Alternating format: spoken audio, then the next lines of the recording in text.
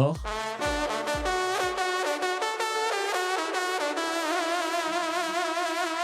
accord, corps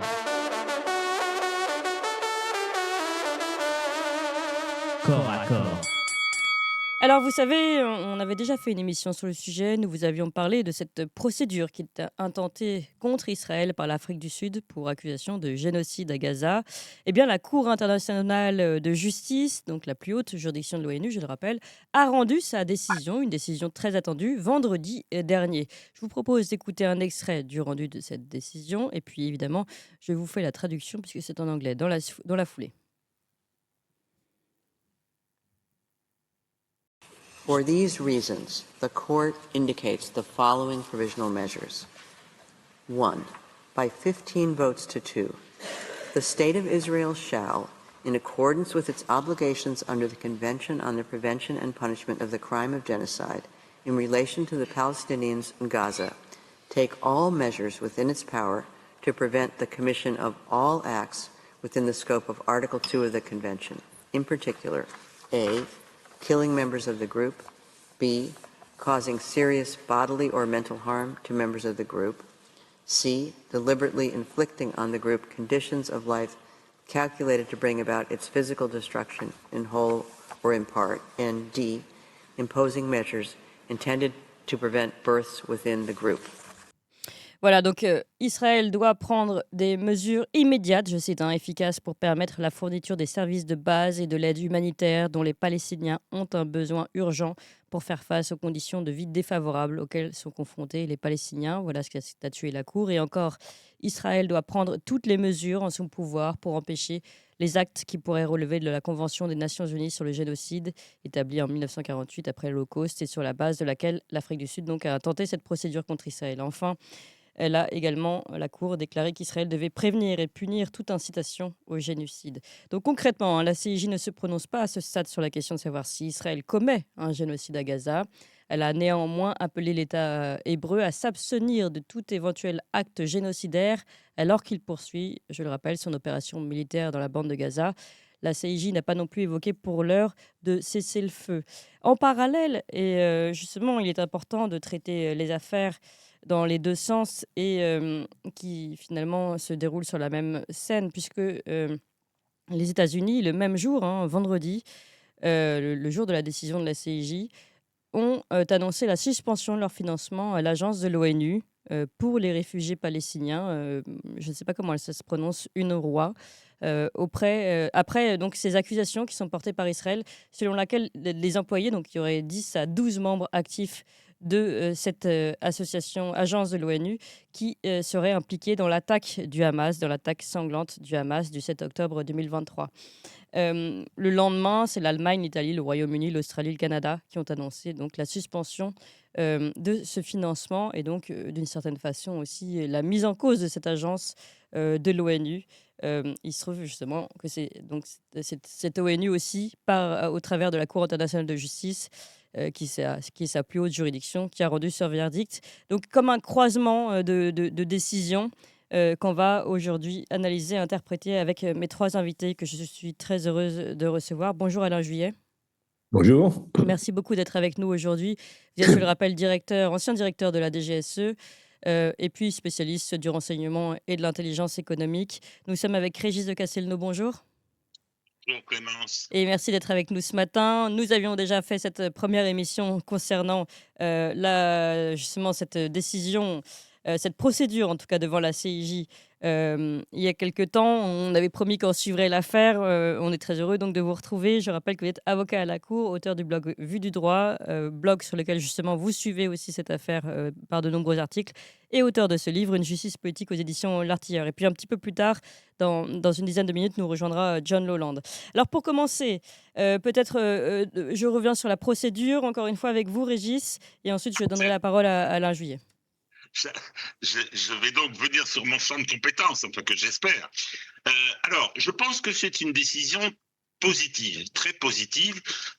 Sur la procédure elle-même, je voudrais rappeler qu'il s'agit d'une procédure de fond, c'est pas devant la CPI, j'insiste parce qu'il y a beaucoup de confusion, c'est devant la Cour internationale de justice qui est l'organe juridictionnel de l'ONU. Bien. Et donc, cette procédure, elle est une requête dirigée par l'Afrique du Sud contre Israël. Donc, c'est un procès entre parties. Hein. C'est pas un procès pénal, c'est un procès que je vais qualifier de civil par commodité, mais c'est un procès entre parties. Et ce qu'a fait la CIJ, c'est de dire, voilà, pour l'instant, nous n'avons pas les éléments de fond nous permettant de trancher sur l'existence ou non d'un génocide. C'est-à-dire que nous allons prendre, sans attendre la question de fond, nous allons prendre une décision d'urgence. C'est-à-dire, ceux qui connaissent un peu la justice de notre pays, c'est une procédure de référé. Lorsque vous faites une procédure, Oui, oui. vous pouvez demander au juge s'il y a une évidence, parce que le juge des référés, c'est le juge de l'évidence, prenez immédiatement une mesure conservatoire, une mesure provisoire,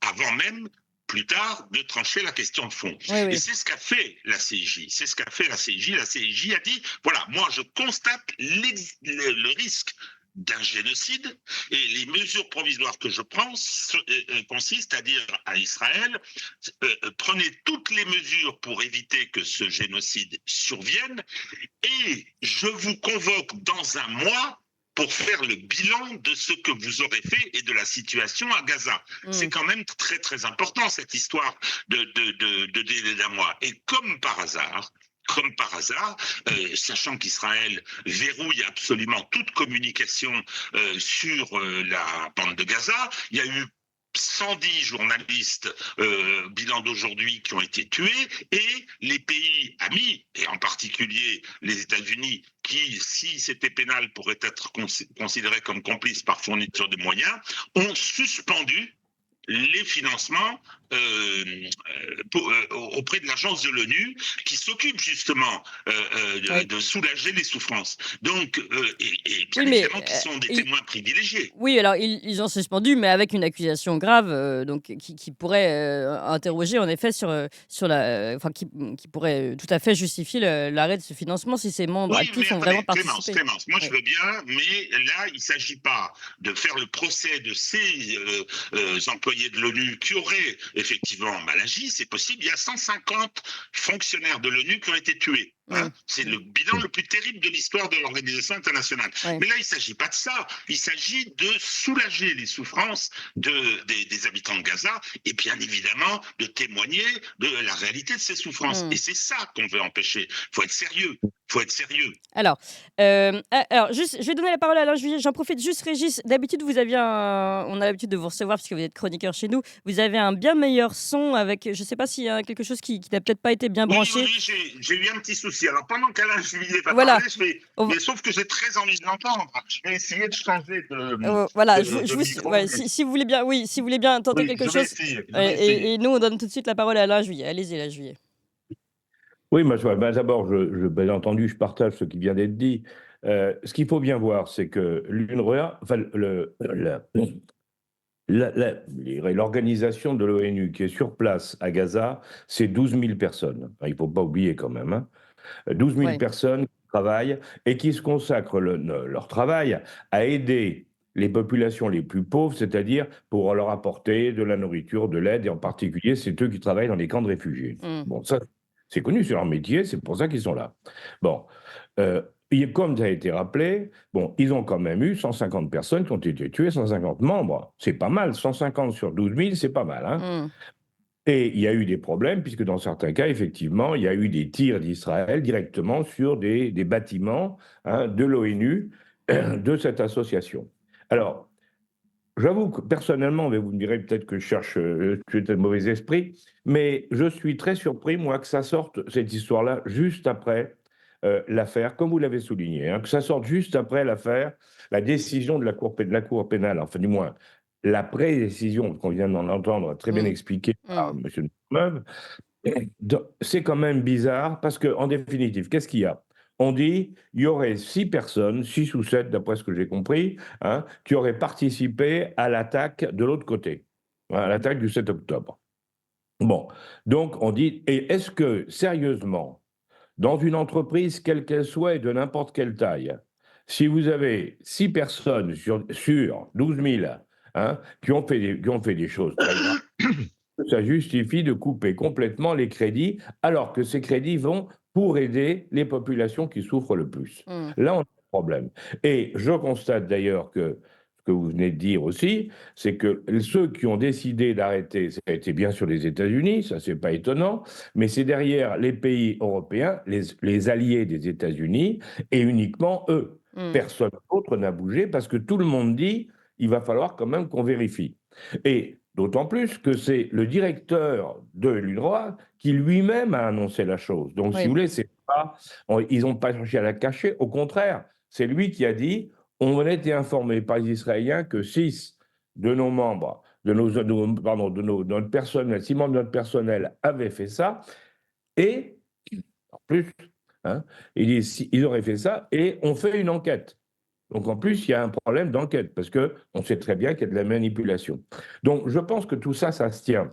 Oui, Et en définitive, moi je vais revenir un peu sur ce qui a été dit aussi, et bien sur ce sûr. qui se passe. Je pense qu'aujourd'hui, on est dans une situation où, indiscutablement, les Israéliens utilisent des moyens énormes, c'est le moins qu'on puisse dire, sur non seulement les gens du Hamas à Gaza, mais sur l'ensemble de la population de Gaza, on le voit bien. Hein. Alors, bien sûr, en se défendant de détruire la population, peut-être, mais dans la réalité pratique, quand vous entendez qu'il y a plus d'1 million maintenant de personnes qui sont rapprochées, qui ont été bougées depuis le nord de Gaza vers le sud, puis du sud vers l'ouest, vers Rafah. Bon, on déplace les populations au fur et à mesure comme ça et on détruit tout derrière. On ne peut pas dire quand même que ce soit un mode de combat qui préserve les populations civiles. Mmh. Même si, et il faut être honnête aussi, parce que l'expérience montre que dans toutes les guerres faites en ville, hein, il y a toujours aujourd'hui ce phénomène. Pourquoi? Parce que les militaires, pour éviter les pertes, détruisent tout ce qu'il y a devant eux, tous les immeubles devant eux. On l'a vu par les Russes En à Ukraine, Alep, oui. oui, hein, à Alep, ils l'ont Ah oui. fait, mais à Alep, ils avaient ouvert un corridor pour que les gens puissent partir, ce qui n'est pas le cas à Gaza, où à Gaza, les gens sont enfermés. Alors, souvenez-vous, à Alep, il y avait des cars qui attendaient les gens et qui les récupéraient à la sortie de la ville pour ceux qui voulaient partir, y compris les terroristes. Il faut se souvenir à l'époque, y compris les gars de Daesh, hein, il faut se souvenir comment ça s'est passé à Alep. Ça s'est passé à Mossoul, avec les Kurdes et les Américains qui ont abîmé, qui ont détruit une bonne partie de la ville. Ça s'est passé à Raqqa, où la ville a été rasée. Donc, si vous voulez, et ça s'est passé en Tchétchénie à l'époque, si vous vous en souvenez aussi, pour les Tchétchènes, avec Poutine. Donc, c'est vrai qu'aujourd'hui, la destruction des villes devient une technique dans la guerre urbaine. Mais ça ne veut pas dire pour autant qu'il ne faut pas se préoccuper de la vie des civils si on se prétend du monde civilisé. Et là, moi, c'est ça le problème. Je pense que là-dessus, on est les Occidentaux en tout cas, sont sur la limite, hein, parce que d'un côté, on dit il faut être efficace, et puis on entend les Israéliens qui vous disent, bah nous, on veut détruire le Hamas, donc on emploie tout ce qu'il faut pour ça. Bon, avec toutes les conséquences que ça a, les effets collatéraux, comme on dit, c'est très grave, parce que d'un autre côté, ben, il faut quand même qu'on se dise qu'il y a des limites, pour les Occidentaux en tout cas, qui se prétendent les gens de la vertu et de la morale, il y a des limites qu'il faut savoir ne pas dépasser. Ouais. Alors là, on ne saura, voilà ce qui va se passer, qu'une fois que la Cour aura donné dans un mois un constat. Pour le moment, elle a dit attention, pour moi, hein, ce que j'interprète, c'est attention, ce qui se passe, c'est pas bien, mais elle ne prend pas parti. Dans un mois, je pense que les choses vont évoluer. C'est pour ça qu'à mon avis, Israël a intérêt à négocier une trêve avant un mois, parce que là, la pression internationale va être très très forte sur Alors, Israël. on va, Elle va- voilà. on va parler de la pression internationale. C'est en effet un des sujets qu'on doit absolument aborder, puisque, encore une fois, on en avait déjà parlé la dernière fois, un petit peu trop focalisé sur la vision occidentalo-américaine. Euh, Mais avant ça, je voudrais quand même qu'on revienne justement sur cette décision, ce qui a vraiment été dit. Donc, on a bien compris hein, que c'est comme un référé, donc mesure d'urgence, entre guillemets. Mesure non coercitive, hein, Régis, de toute façon. On peut rien faire de ce côté-là. Mais même s'il y avait eu une décision disant il y a génocide, donc je vous ordonne d'arrêter, après, il appartient d'ailleurs aux signataires hein, de la Convention de 48, il Donc, à tous les appartient pays, donc aux la France. organisations internationales de prendre des mesures, ça peut être des sanctions, il peut y avoir beaucoup de choses. Je rappelle quelque chose concernant la requête sud-africaine. J'ai dit que je craignais un peu au début la gesticulation avant de la lire, hein, Oui, c'est 84 pages. Et donc, il y a deux choses très importantes. La première chose, c'est les faits. Qu'est-ce qui se passe sur le terrain? Donc, on a des actes qui constituent les éléments factuels d'un génocide. Et il y a l'intention. S'il n'y a pas d'intention génocidaire, il n'y a pas de génocide. Bon, donc ça, c'est effectivement très important. C'est ce en pénal, on appelle l'élément moral de l'infraction. Bien. Donc, le problème, c'est la combinaison entre tout ce qui a été constaté et les déclarations des gouvernants israéliens. Alors, les déclarations des gouvernants, elles sont parfois dans tous les sens. Il y a beaucoup d'émotions, je le reconnais. Mais qu'est-ce que j'ai constaté à la suite de la décision de la CIJ, dont je rappelle qu'elle a été rendue à la quasi-unanimité, c'est-à-dire que seul le juge ougandais ne l'a pas signé. Il y en a eu donc 14 avec une présidente américaine. Bien. Donc, qu'est-ce qui est intéressant dans la façon dont cette décision a été rendue, c'est que depuis, ça continue. C'est ça qui est assez étonnant. On a eu un meeting avec les Ben Gvir, les fous, quoi, les tarés, qui ont fait un meeting en disant on va aller à Gaza, on va tout raser, on va remettre des colonies.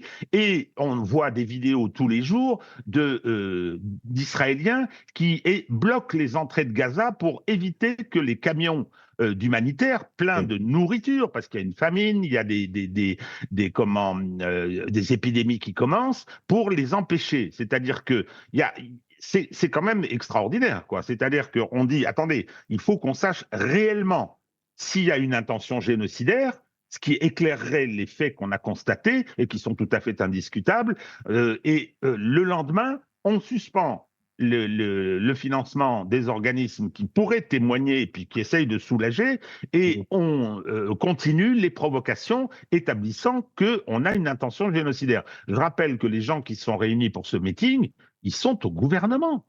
Ce sont des dirigeants. Ben Gvir est un ministre du gouvernement israélien.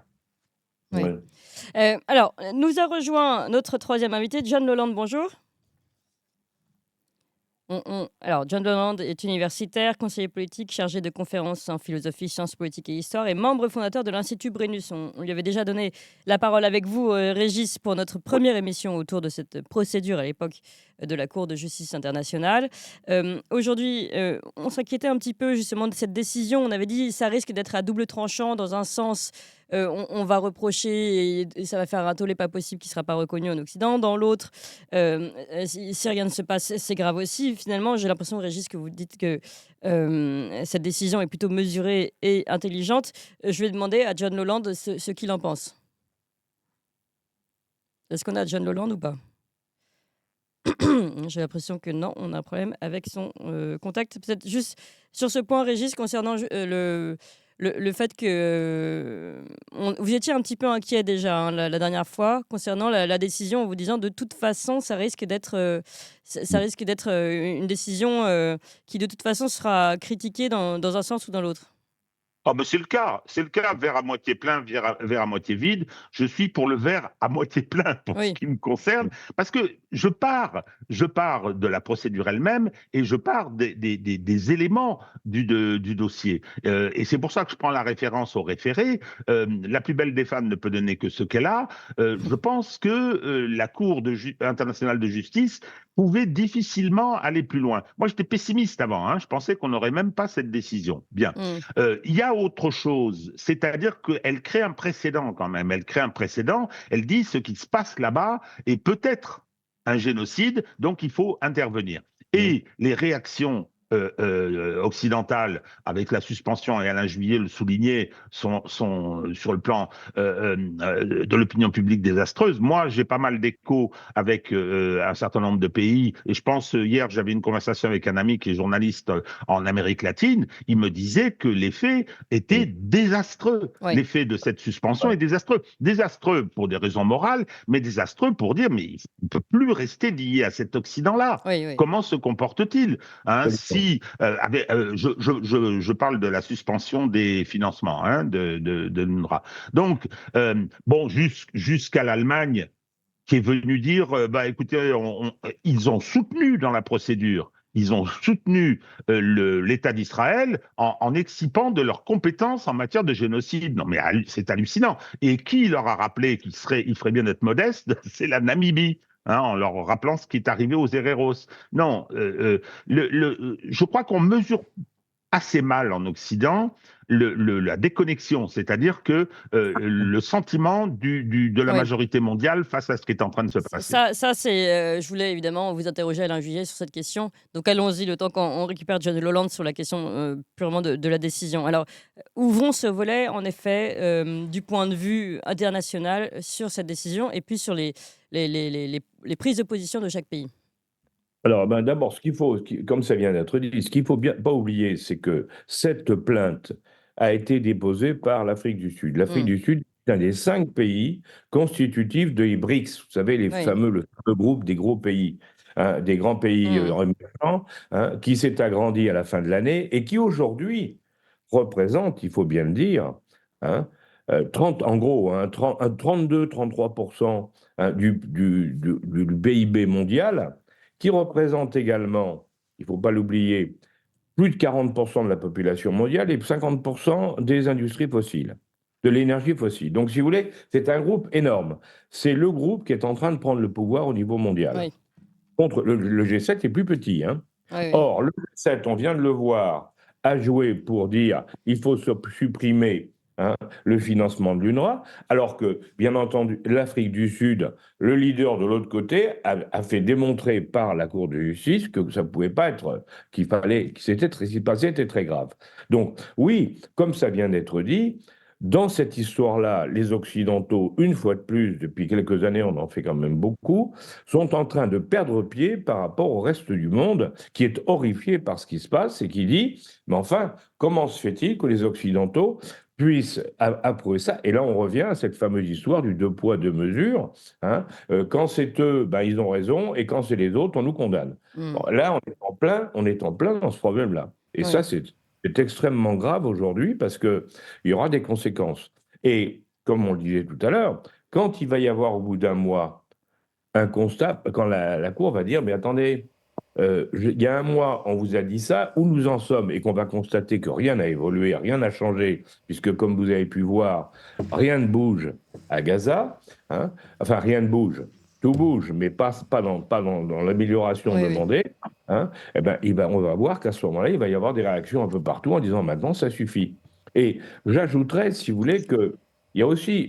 Mais pardon, enfin, moi je vois ça en tant que spectateur, on se dit, quel temps perdu quand même. On est obligé d'attendre encore un mois pour se dire... Alors je sais que c'est le temps long de la justice, mais en attendant, il y a des bombes et des civils quand même.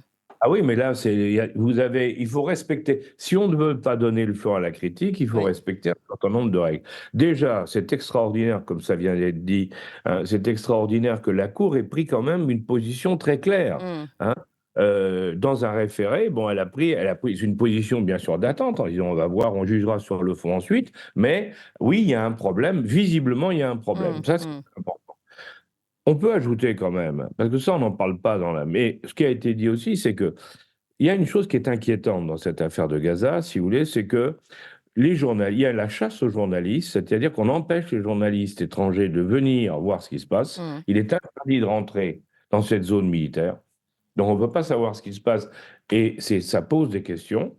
Hein, quand on voit par exemple que quand les Israéliens, par exemple, ont tiré sur 2 gars qui agitaient un drapeau blanc, il s'est trouvé que c'était des Israéliens qui avaient été kidnappés, mais sur le fond, dans n'importe quel pays du monde, on ne tire pas sur quelqu'un qui se rend avec un drapeau blanc, surtout lorsqu'il est torse nu. Mmh. Donc là, ça pose problème. On voit bien que, en définitive, il se passe des choses là-bas. On le saura, hein, on le saura plus tard. Bah Mais il se oui, passe des choses là-bas qui, effectivement, pour des gens qui sont pas, enfin, qui voient ça de l'extérieur, ben, peuvent les pousser à dire maintenant, il faut arrêter, ça Je suffit. voudrais vous poser une question, Alain Juillet. Ça, c'est peut-être vous l'avez-vous vu ou pas sur les réseaux. On voit aussi parce qu'évidemment, comme vous le dites, les journalistes n'étant pas vraiment sur place, l'information par les réseaux, mais est une source évidemment à filtrer, mais une source malgré tout. Et on voit des images de grenades sous forme de conserves alimentaires qui apparemment pourraient être d'autant plus dangereuses pour la population civile et pour les enfants. Est-ce que vous avez vu ça? Ah ben, vous savez, alors là, alors c'est du combat de rue. Et là, on ne sait pas exactement que c'est employé et par les uns et par les autres, hein, puisque là, il y a les gens du Hamas qui se battent contre eux. Ce Oui. qu'on peut dire aujourd'hui, ce qui est certain, c'est que Israël a été très surpris le 7 octobre quand il y a eu cette attaque avec cette partie, je dirais, terroriste. Et moi, ce que je dis, la partie militaire, l'attaque des camps militaires, hein, par les gens du Hamas. Mais ils sont aujourd'hui très surpris par la résistance du Hamas. Mmh. Parce qu'on n'en parle pas assez. Mais ils pensaient, je ne dis pas qu'ils pensaient que Gaza serait une promenade de santé, mais ils ne pensaient pas avoir une résistance en face aussi forte. Oui. Quand vous regardez aujourd'hui, comme l'autre jour, quand il y a eu par exemple, plus de 20 morts en une journée, pour Tsahal, c'est énorme. C'est Oui. blessé. Là aussi, c'est et heureusement d'ailleurs, parce que je pense que cette résistance imprévue fait qu'aujourd'hui, bah, ça pousse tout le monde quand même à se dire c'est peut-être raisonnable de commencer à discuter d'une trêve et d'une paix. Oui. Alors, sachant que les éléments pour la paix ne sont pas réunis, bien entendu. Oui. Régis, donc même question sur le point de vue international. Eh bien, je pense que le 7 octobre, alors je prends mes responsabilités, c'est une attaque à dimension militaire, Alain Juillet vient de le dire, avec des éléments terroristes. D'ailleurs, le Hamas a publié, fort opportunément pour lui, bien sûr, hein, une communication pour dire qu'ils avaient fait des erreurs et sur cet aspect, mais ça a remis la question palestinienne au centre de ce qui est en train de se passer dans le monde et qui a été déclenché, cette espèce d'accélération de l'histoire qui a été déclenchée par l'intervention russe en Ukraine. Donc aujourd'hui, le rapport de force tel que Alain Juillet le décrit, c'est le bon, c'est celui-là. Et on voit bien que la Russie et la Chine, et moi je vais voir un peu la presse chinoise et en particulier Global Times, qui est l'organe en anglais un petit peu du gouvernement chinois, on voit bien qu'il il se dirige, moi c'est ce qui me semble, il se dirige vers non pas une intervention militaire, non, bien sûr que non, mais sur un mécanisme pardon, qui aboutirait à une conférence internationale. Ce serait ça la visée de la Chine et de la Russie qui se poserait comme faiseurs de paix. Ils n'ont pas pris des positions extrêmes, hein, au contraire d'autres, sur cette question. Il y a une forme je pense aux pays musulmans qui ont intégré les BRICS, une forme de modération, alors Oui. qui est reprochée, hein, par les pro-palestiniens, mais qui me semble assez habile. Donc, le rapport de force mondial est catastrophique pour Israël, ça c'est clair. Israël a perdu aujourd'hui tout élément de magistère moral. Quand on voit, si vous voulez, les soldats israéliens sur TikTok passer leur temps à danser, à se réjouir, à des destructions, etc., l'armée la plus morale du monde, elle a Oui. pris un sacré coup. De même que la démocratie israélienne, la seule démocratie du Proche-Orient, en oubliant le Liban, bien sûr, ça a volé en éclats avec tout ça. Donc, je pense que c'est assez catastrophique pour Israël à terme. Et que, alors, le problème, c'est que le conflit continue. Le problème, c'est que la population palestinienne paye, pardon, un très lourd tribut à Bien ça, sûr. à cette Les occasion, civils et et les familles, les mais enfants. Ouais. je pense que les choses évoluent, le rapport de force mondial évolue en direction de ce qui serait une solution. Tout le monde ne reparle plus que de la solution à deux États. J'ai quelques doutes sur la faisabilité. Ah oui, ça, Mm. Donc ça, j'ai quelques doutes sur la faisabilité. Mais en tout cas, ça peut pas durer de cette façon-là. Déjà, il y a Gaza, mais il faut voir ce qui se passe en Cisjordanie. Depuis le 7 octobre, il y a au moins 300 morts. Moi, je suis désolé, on voit des vidéos, c'est du mal-trappe que se permettent les colons. C'est Mm. épouvantable, Mm. ça ne peut pas continuer. Et d'ailleurs, on le voit, c'est assez curieux, petite contradiction sur les plateaux d'NCI, les gens qui étaient extrêmement Oui. russophobes, ils sont en général assez pro-palestiniens. Hein. Je pense à Quatremer, je pense à Yakovlev, et ils sont très très critiques et ils disent des choses qu'on n'osait pas dire il y a encore quelques mois, quoi, hein, concernant le fait que en Cisjordanie, c'est incontestablement un système d'apartheid qui réside. Ça ne peut pas durer. Ouais. Oui, on peut ajouter, pour la Allez-y. Cisjordanie, on peut ajouter que Netanyahou en personne, dès le début, après le 7 octobre, a donné instruction de développer à marche forcée les colonies. Donc, si vous voulez, en plus, le gouvernement a dit, allez, c'est le moment, on détruit Gaza, mais dans le même temps, on augmente les colonies, on amplifie les colonies en Cisjordanie. Donc, c'est une vraie stratégie globale, vous avez tout à fait raison de le rappeler, hein, c'est une vraie stratégie globale qui s'est mise en place. Le problème, c'est que ça ne se passe pas comme il l'avait Mais c'est prévu. quoi cette stratégie, pardon? Pardon? C'est quoi cette Ah bah, stratégie? la stratégie, c'était de pousser. On sait très bien que la stratégie des ministres les plus extrémistes. Dans le gouvernement israélien, si vous voulez, il y a trois volets. Il y a le volet extrémiste qui veut faire partir les Palestiniens de Cisjordanie et de Gaza. Et pour Gaza, ils ont essayé de convaincre les Égyptiens, hein, le maréchal Sissi, d'accepter d'ouvrir la porte à Rafah, vous Hmm. savez, hein, où, comme par hasard, l'armée a poussé les Palestiniens à être tous entassés du côté de la porte de Rafah, et ils ont demandé aux Égyptiens d'autoriser les Palestiniens à s'installer dans le Sinaï de l'autre côté. Ce qu'il y a, c'est que les Palestiniens, ils ont dit on ne veut pas, pardon, Les les Égyptiens. Égyptiens ne veulent pas, parce que il ne faut pas oublier que les frères musulmans ont créé le Hamas, or les frères musulmans ont tué le maréchal Sadat, qui était le prédécesseur de Sissi. Donc, Hmm. autant vous dire qu'il ne va pas donner l'instruction d'ouvrir la porte à des gens qui risquent de le tuer. Donc, de toute manière, cette opération-là est loupée. Mais c'était bien le but de l'opération au début, hein. Il y a eu des ministres israéliens qui ont été là-bas, au Caire, pour À quel discuter. moment ça? C'était dans la temporalité? C'était à quel moment? Au début, dès le début, après le 7 octobre. D'accord. Quand ils ont commencé à attaquer Gaza, ils ont été négociés. Ils ont aussi été le faire en Jordanie. Et en Jordanie, le roi de Jordanie a dit, mais vous vous souvenez de Septembre Noir avec les Palestiniens, on ne va pas recommencer. Hmm. Donc, pas question de... Donc, en définitive, ils ont essayé, les Israéliens, de profiter de l'occasion pour chasser une bonne fois pour toutes les Palestiniens. Ça ne marche pas. Donc, effectivement, tout le monde dit, mais puisque ça ne marche pas à l'extérieur, il faut qu'on crée un État. Mais comme le disait très justement M. Maisonneuve, Régis de Castelnau, oui. ah oui, pardon. Hein, créer un État, c'est très difficile parce qu'en Cisjordanie, vous avez 600 000 à 700 000 colons qui sont installés. Comment vous allez... Parce que si on a fait un État, il faut faire partir les colons. On ne peut pas garder un État dans lequel il y a des colonies partout qui empêchent cet État d'exister. Donc, comment faire pour les faire partir? Alors, nous, les Français, on connaît, parce que quand il y a eu la fin de l'Algérie, on a 1 million de Français qui sont partis en 15 jours, en un mois. On l'a oublié maintenant, mais les Français, ils sont partis très vite. Bon, donc c'est possible de le faire, mais il faut une volonté et une pression terrible.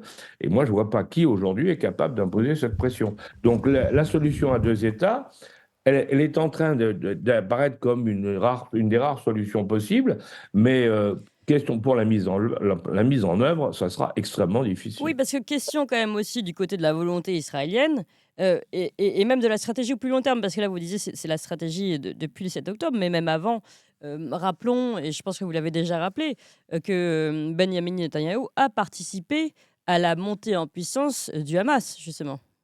Ah oui, mais alors là, il y a deux choses, si vous voulez. D'une part, depuis la mort de Rabin, hein, qui avait été tué pour ça en particulier, depuis la mort de Rabin, qui voulait vraiment créer un État palestinien et qui voulait faire la paix. Mmh. Et du coup, ils l'ont assassiné. Hein. Mais depuis, je dis bien tous, les gouvernants israéliens, les uns après les autres, alors officiellement ou discrètement, ont continué le processus de colonisation pour récupérer la Cisjordanie. Ça, là-dessus, il faut être très clair, ça a Mmh. toujours été comme ça. Mmh. Le problème, Netanyahou, il a ajouté cette dimension et que c'est différente des autres, c'est que les autres négociaient avec l'autorité palestinienne et puis il y avait des tensions parce qu'ils voulaient, à cause de la colonisation. Mais Netanyahou, lui, il s'est dit, il y a un seul parti chez les Palestiniens qui ne veut pas d'un État palestinien, c'est le Hamas. Pour une raison très simple, c'est que le Hamas, il veut récupérer Israël. Donc lui, il ne veut pas d'État palestinien séparé. Mmh. Hein. Et donc, Netanyahou a dit, mais ça, cela, c'est parfait, parce qu'ils n'y arriveront jamais, donc on va les aider au financement. Mmh. Et il a laissé le Qatar, là aussi, il faut en parler, il a laissé le Qatar financer les Palestiniens du Hamas, et l'argent passait par Tel Aviv, si vous voulez. Ce sont les fonctionnaires de l'État, les militaires, les policiers, qui accompagnaient les gens du Qatar avec les valises de billets qu'ils apportaient au Hamas. Mmh. Si vous voulez, pendant des années, Netanyahou a joué le jeu du Hamas. Et c'est pour ça qu'aujourd'hui, d'ailleurs, en Israël, tout le monde dit que dès que la guerre s'arrête, hein, il faut que Netanyahou s'en aille, parce qu'il est responsable en ayant financé. Alors, et lui, il ne veut pas, évidemment, que la guerre s'arrête, parce que si la guerre s'arrête, Eh oui, il ce sera l'heure autour de de rendre des lui comptes. et il va en prison. Oui. Parce qu'il y a à Alors, cause des histoires de Alors, corruption. ouais, Régis, Clémence, allez-y, je bien voudrais sûr. rappeler Bien quelque sûr, bien sûr. chose. Allez-y. C'est que très récemment encore, quand il avait été à l'ONU avec la fameuse carte qu'il a brandie, et très récemment encore, il a dit on veut contrôler Ah oui. de la mer au Jourdain. Il l'a dit. Alors, bon, alors après, le Pourquoi juste projet. une question, je vous arrêterai juste, parce que c'est important ça aussi. Pour quelles raisons? C'est pour des raisons de ressources, énergétiques et cetera, ou de puissance, stratégique et militaire? Enfin, pour quelles raisons veulent-ils contrôler ce territoire? Bah, moi, je pense que c'est parce qu'ils veulent le grand Israël, tout simplement. Mmh. Enfin, et alors, avec tout ce que ça implique, il faut développement économique, accès aux ressources. Du Si vous gaz? voulez, au départ, Israël, c'est un État qui a été construit après sa création en 48 par des survivants. Faut pas oublier ça quand même. Hein. Donc, et à partir de pas grand-chose. Alors après, ils ont été soutenus par l'Occident, mais c'est une réalité. Donc, c'est un véritable État et ils veulent contrôler le territoire. Et le problème pour eux, c'est la présence des Palestiniens. Donc, intrinsèquement, ce projet de Netanyahou, dont je rappelle qu'il est attaché à un courant du sionisme qui est le plus dur, et le courant Jabotinsky, l'idée, elle est de faire partir les Palestiniens, parce qu'ils veulent un État juif chimiquement pur. Rappelons que avant c'était l'État des Juifs, c'est devenu l'État juif, avec toutes les conséquences qu'on peut imaginer, depuis que le courant Netanyahou a pris le pouvoir, et ça fait un petit moment quand même, hein, il a fait des allers-retours, donc il y a une majorité dans ce pays pour ce projet. Alors, moi, personnellement, je pense que l'avenir d'Israël comme État juif est largement obéré avec ce qui s'est passé, compte tenu du rapport de force dans le monde qui passe son temps à évoluer, du recul de l'Occident. Le problème, est-ce qu'il serait possible d'un État unitaire mais binational? Je sais pas, mais c'est une question mais terriblement difficile, terriblement compliquée, parce Oui. que il existe aujourd'hui, c'est ce que dit Shlomo Sand, qui conteste l'idée du peuple juif, mais il dit il y a un peuple israélien. Donc là, nous avons deux peuples qui ont les éléments caractéristiques d'un peuple et qui sont sur la même terre. Ouais, donc ça, c'est vrai. Et on se demande, et ce sera ma question pour finir, à vous, Alain Juillet, on se demande si, au début, on disait ça d'ailleurs de la scène ukrainienne, on se disait ça va être la scène qui va, comment dire, cristalliser le nouveau rapport de force mondial, en fait. Et là, on se demande si ça va pas être maintenant autour d'Israël que les choses vont, les nouveaux rapports de force, les nouvelles alliances vont être plus clairs que jamais et redéfinir en fait l'échiquier mondial. Qu'en pensez-vous, Alain Juillet? Je crois que le problème d'Israël, il est quand même un peu particulier parce que dedans, vous avez les Occidentaux d'un côté, mais vous avez aussi le monde arabe. Vous Et avez tout oui, le monde arabe qui était en train de s'associer avec l'accord poussé par les Chinois entre les Saoudiens et les Iraniens, avec l'accord avec les d'Abraham. Syriens, Oui. l'accord d'Abraham, plus l'accord avec les Syriens et avec les autres. Enfin bref, Mm, la paix était en train, avec les accords d'Abraham et cet accord irano-saoudien, la paix était en train de revenir dans la zone pour la première fois depuis mm, 1945. Ça, c'est ça qu'il faut voir. mm, Hein. Donc, la paix est en train de revenir et ça a arrangé tout le monde. Donc, cette histoire de. Alors, c'est sûr, dans tous ces accords, on avait oublié les Palestiniens et ils ont su, à leur manière, si vous voulez, exister en faisant ce qu'ils ont fait. Hein. Et du coup, ça a relancé le problème en disant il faut régler ce problème. Mais c'est un problème dont je pense qu'aujourd'hui, tout le monde a intérêt à régler. C'est-à-dire que les Occidentaux, ils défendent Israël, mais ils savent très bien que à long terme, avec l'inversion actuelle des rapports de force dans le monde, hein, les Israéliens ne pourront pas tenir longtemps s'ils ne sont pas soutenus par les Occidentaux. Mais les Occidentaux sont de moins en moins puissants. mm, Donc ça va être de plus en plus difficile pour eux. Donc il faut qu'ils trouvent une solution. Enfin, les plus intelligents doivent trouver une solution. mm. Hein. La population arabe, les pays arabes du coin, ils veulent la paix. Parce que eux, ce qu'ils veulent, c'est développer leurs Oui, activités et relancer leurs activités. Bon, donc, et les BRICS en général, soutiennent les Palestiniens parce qu'ils disent que les Occidentaux, une fois de plus, ne respectent pas les règles du jeu. Donc, quand on entend parler d'une grande conférence internationale, hein, ce que vous évoquiez tout à mm, l'heure au début de cette émission, mm, grande conférence internationale pour jeter les bases de la paix, moi je pense que c'est le seul moyen. mm. La paix, ce ne sont pas les Israéliens qui le régleront, ni les Palestiniens. Je pense que c'est l'ensemble des grandes puissances mondiales, hein, côté occidental et côté BRICS, qui doivent se réunir pour fixer des règles et les imposer aux Oui, deux parties oui. en mettant les moyens pour ça. Oui. Eh bien, en tout cas, affaire à suivre. Et puis, on se donne rendez-vous donc dans un mois pour la suite de la décision de cette Cour internationale de justice. C'est une affaire absolument primordiale qui n'est d'ailleurs que très, très peu traitée dans les médias, encore une fois. Et c'est bien dommage. Merci beaucoup, en tout cas, à vous deux d'avoir été présents. On n'a pas